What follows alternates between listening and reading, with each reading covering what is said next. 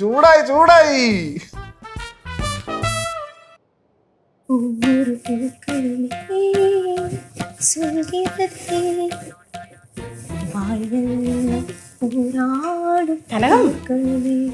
എന്നമ്മാ ആ മഞ്ജു വിളിച്ചതിന് പുറവേ ഇപ്പൊ മധു വീണ്ടും വിളിച്ചു. അവന് ഓഫീസിൽ നിന്ന് തിരക്കിന്റെ ഇടയിലാന്നേ വിളിച്ചത്. ഓഫീസിലിരുന്ന് കൂപ്പിട്ടാരാ?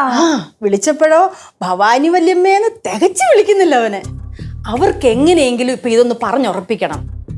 അപ്പൊ പിന്നെ ഞാൻ കേശുമോന്റെ യഥാർത്ഥ പ്രായമൊക്കെ അങ്ങ് പറഞ്ഞു. അങ്ങനെയാണെങ്കിലും അവര് പറയുന്നത് പറഞ്ഞുറപ്പിക്കുന്നതിൽ തെറ്റൊന്നുമില്ലല്ലോ എന്ന്. அம்மா இந்த பறஞ்சுறப்பிக்கலாம் பழைய ரீதி அம்மா. இப்பழத்த பிள்ளைங்க தானே, அவங்க மனசெல்லாம் எப்ப மாறுன்னு கடவுளுக்கு மட்டும்தான் தெரியும். അതാ ഞാൻ പറഞ്ഞേ, മനസ്സ് മാറുന്നതിന് മുമ്പ് ഉറപ്പിച്ചു വെക്കാവുന്ന. അവരത്ര മോശം കുടുംബമൊന്നുമല്ല. നമ്മുടെ കുടുംബം പോലെ തന്നെ കേൾവി കേട്ട കുടുംബമാ പാടൂർ ഇലംകുറിശി കുടുംബക്കാര്.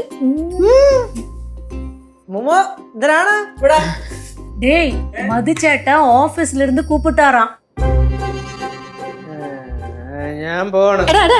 മോനെ മോനെ നിന്നേ. അമ്മൂമ്മ പറയുന്ന കാര്യങ്ങൾ മക്കൾക്ക് മനസ്സിലാവാത്തോണ്ടാ. എന്റെ പൊന്നമ്മൂമ്മ, എനിക്കിപ്പോ അതിനുള്ള പ്രായമായിട്ടില്ല. എനിക്ക് പഠിക്കണം. ഇനി MA പഠിക്കണം. MA മലയാളം. അത് കഴിഞ്ഞിട്ടേ ഉള്ളൂ. ചേട്ടാ എത്ര കാലം ഇങ്ങനെ പഠിച്ചോണ്ടിരിക്കുന്നേ? ആരും മിണ്ടായി. கேசு அம்மா உன்னோட நல்லதுக்கு தாண்டா சொல்றான். ഇതെന്തറിഞ്ഞിട്ടാണ് കനകാന്റി പറയണത്? ഞാൻ അറിയാത്തോണ്ട് ഞാൻ ചോദിക്കുകയാണ്.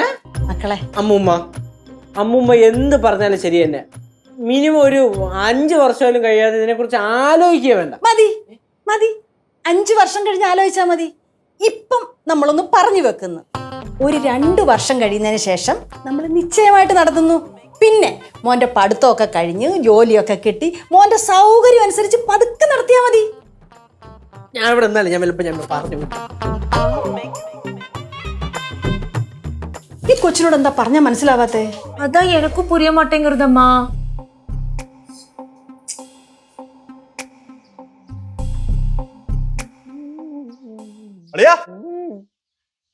ഇവിടെ ഇരിക്കുവായിരുന്നോ?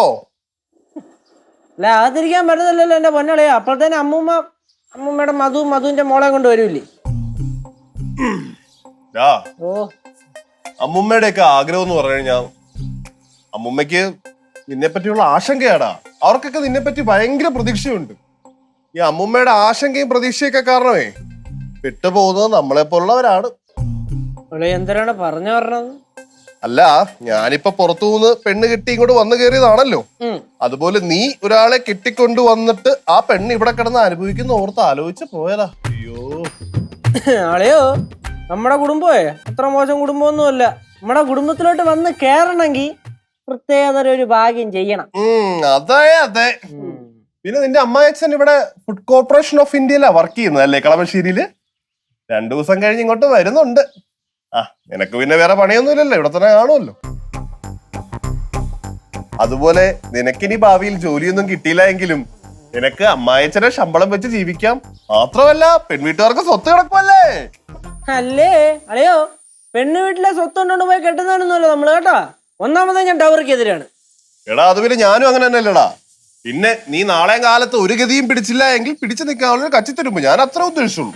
എന്തിനാണ് നിങ്ങൾ എല്ലാവരും നിങ്ങൾ ഉറപ്പിക്കൂ? എടാ ഉറപ്പിക്കാതിരിക്കാൻ മാത്രം ഞാനൊരു കുറ്റവും കുറവ് ഈ ബന്ധത്തിൽ കാണുന്നില്ല.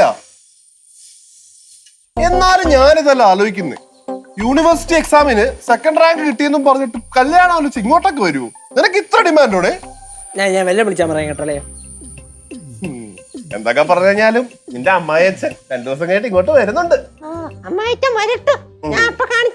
ഒരു ഉപദേശം എനിക്ക് തരാനുണ്ട്. എന്തോന്ന്? നീ കാണിക്കുന്ന സ്ഥിരം പരിപാടി എനിക്ക് കാണിക്കാൻ നിൽക്കരുത്. എന്തോന്ന് സ്ഥിരം പരിപാടി?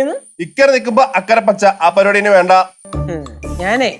ഞാൻ ഇനി ഇവിടെ ഇരുന്നാ എല്ലാം വിളിച്ച് ഞാൻ പറഞ്ഞു ഞാൻ പോണു. എവിടെ പോകാ? ഞാൻ പോണു. എടാ കല്യാണം കഴിഞ്ഞിട്ടുള്ള മനോഹരമായ ദിവസങ്ങളെ പറ്റി ചർച്ച ചെയ്യാൻ പാടാ. ഇല്ല, ഞാൻ പുറത്തു പോവാ.